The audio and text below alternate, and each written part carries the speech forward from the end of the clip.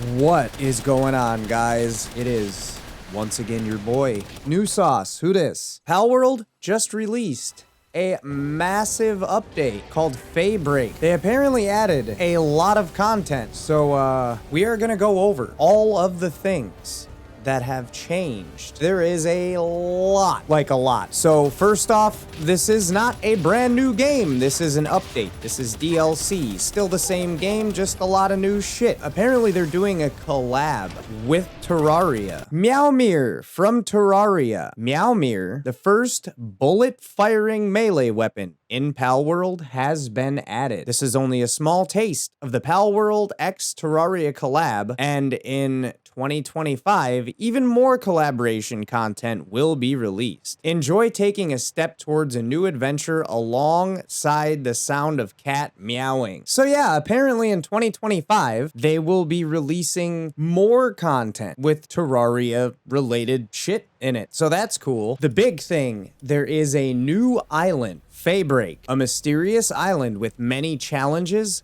glowing sand, and many new pals. Conquer the Feybreak warriors, a new faction that dominates the island with the power of their missile battery camp. There are now new resources, chromite and hexalite quartz. Chromite is buried underground and can only be found by using pals or items that can detect metal. Hexalite quartz is a rare ore that only exists on Feybreak. There is a new mechanic, expeditions. Obtain supplies by sending pals out on expeditions at the Pal Expedition Station. New mechanic, research. By conducting research at the Pal Labor Research Laboratory, you can unlock permanent passives and rewards that increase the productivity of your base. Some existing buildings that increase work speed will now be unlocked as research awards. They've added something called Predator Pals. Vicious Predator Pals will now appear throughout the world. These pals are extremely difficult to defeat, but those strong enough to take them down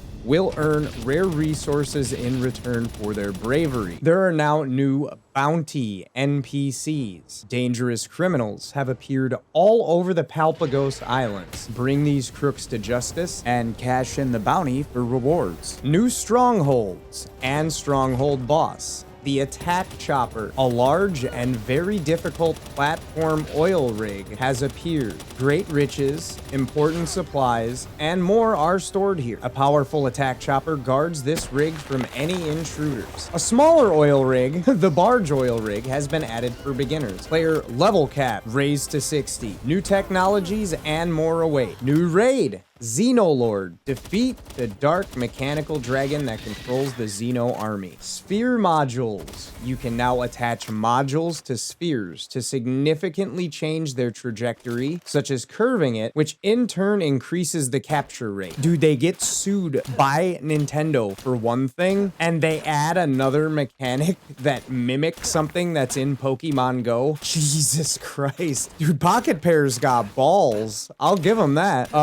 Metal detector. Find chromite buried underground on Feybreak. Pouches. Increase your inventory size. Double jump boots. Stylish and practical. Time to double jump. So I'm assuming that it's boots that will give you the ability to double jump. Air dash boots. Allows the player to dash while in the air. Revival potion. Bring your pals back to life. Before, you would have to put them in the pal box. I mean, there was a bug around that, but if your pal fainted before, you would have to throw it in the pal box and wait 10 minutes. Now, with revival potions, if you have them, you don't have to do that. New cooking recipes have been added. There is now a hardcore mode, the ultimate challenge. Player and pal death is permanent. Sorry guys, I am never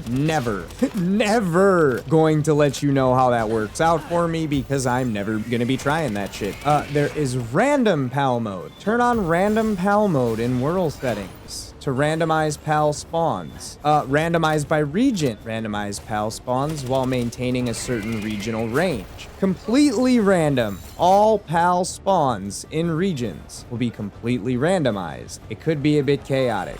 That is fucked. I might do that. New area discovery bonus. Players will earn points when they discover a location for the first time. There are a shit ton, like a metric shit ton of new weapons. There is a makeshift SMG, a makeshift assault rifle, a makeshift shotgun, an old revolver, an SMG, a semi-auto rifle, a semi-auto shotgun, a laser Gatling gun, a plasma cannon, compound bow, advanced bow, katana, beam, sword, dark grenade, dragon grenade, ground grenade, grass grenade, and water grenade. There are new buildings. We have the large-scale electric egg incubator, where you can hatch up to 10 eggs at the same time. You have a guild chest, which I thought was absolutely clutch. So an item placed in a guild chest are shared among all guild chests. No more lugging items around from base to base. If you have one base that has a guild chest and you have another base that has a guild chest, you put the items in one of the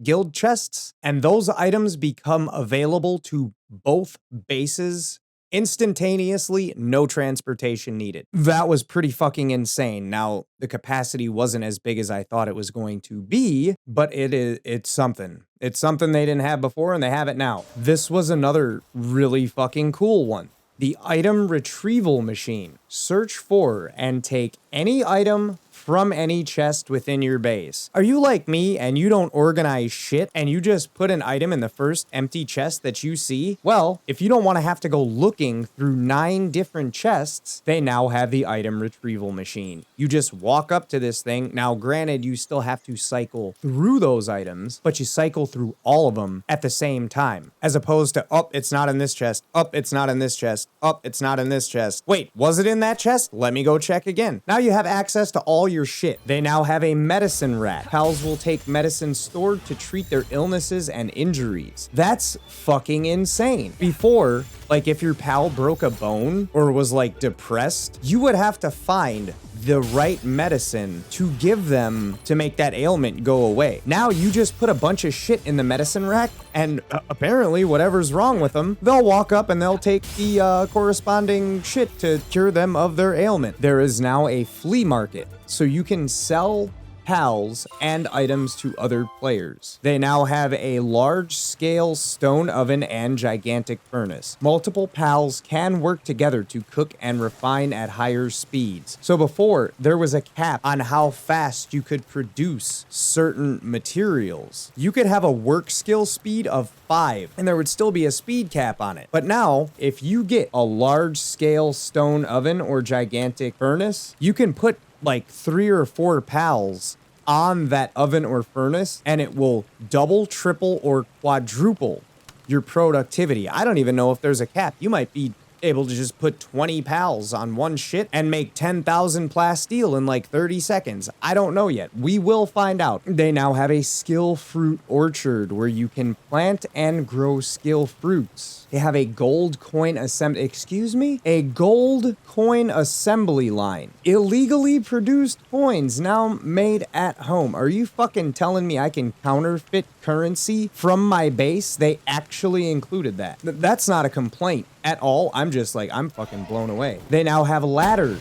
Players can go up and down without needing to build stairs. They have a pure quartz mine. Mine an infinite amount of quartz in the comfort of your base. No having to travel to those pesky ass mining points and having the cooldown take over. You could just mine quartz in your base like I do with charcoal and sulfur and iron and rock. There is now an accumulator. By storing extra electricity, you can keep your facilities running at night while your pals sleep. Dude, that is wild. Before, my Orzerks would, you know, take a nap and all of my shit would stop working because the pals that were powering it would be asleep. That is now apparently a thing of the past. You still have to craft it and God knows what that's gonna cost, but yeah. They now have elemental treasure chests, which are rare treasure chests that can only be unlocked by pals of specific elements. Here are some new updates to the player. Players can now sit on chairs. I don't care about it.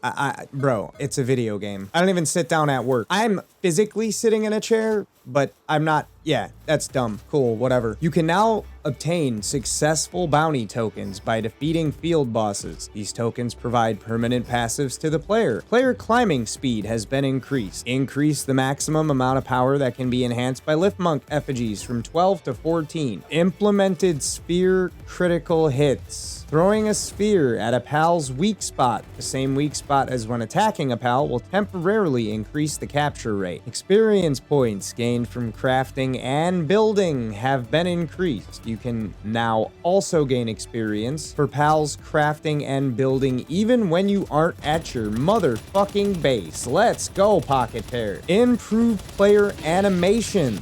Players will now be invincible for a few seconds after teleporting or entering and exiting dungeons.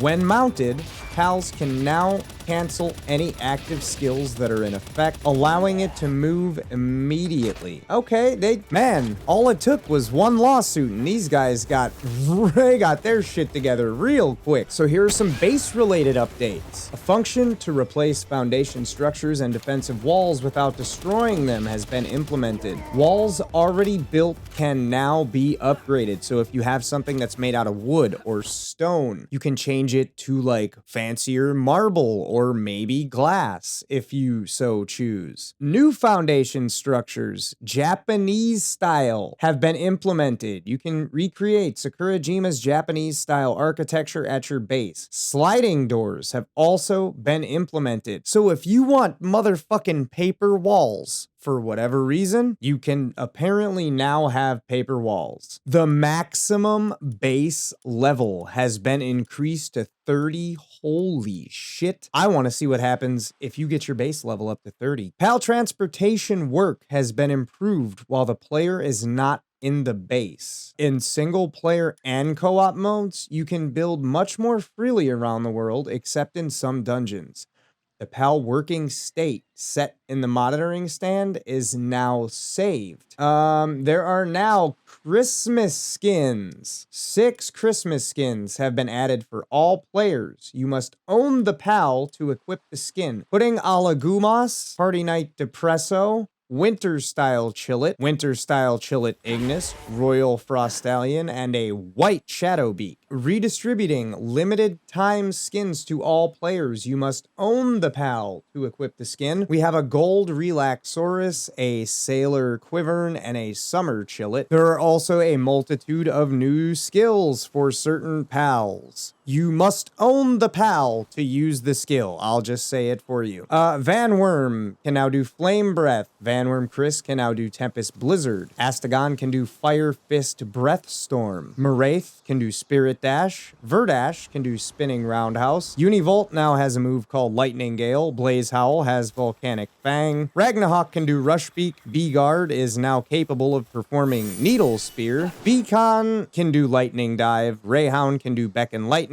Yormantide, Slither Slam. Yormantide Ignis can now do Magma Serpent. Cryolinks can do Blizzard Claw. Wumpo can do Snow Bowling, and Wumpo Botan can do Lawn Bowling. There is a new ground skill period called Stone Beat, new dark skill called Poison Shower, a new dragon skill called Charge Cannon, and there is a new tier of passive skills. An even higher tier of passives, Rainbow passive skill, has been added. Free the Ultimate PAL. Swift has been promoted to a Rainbow passive skill, and the chance of obtaining it has decreased. Work Suitability Enhancement books. By using various technique books, you can permanently increase a PAL's work suitability. Holy shit, really? The limit on strengthening PALs with souls has been lifted. If a summon PAL has 3 moves that are all on cooldown, it will use the most basic move of its element. Enemy PALs will now use every move they know at that level. Alpha PAL eggs are no longer all huge, but are now